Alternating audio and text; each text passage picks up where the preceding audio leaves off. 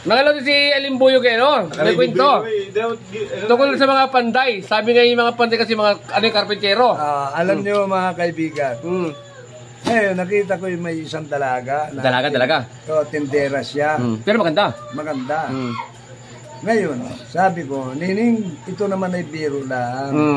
Na wag ka namang magagalit. Ayupo, Malimbuyog.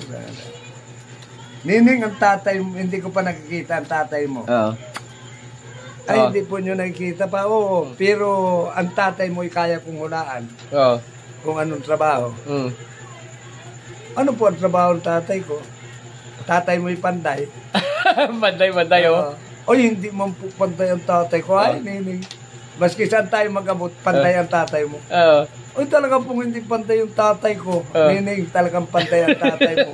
Ay, sabi sa akin ng dalaga, paano nyo nasabing pantay ang tatay ko? Ang dami Nining pinagbunutan.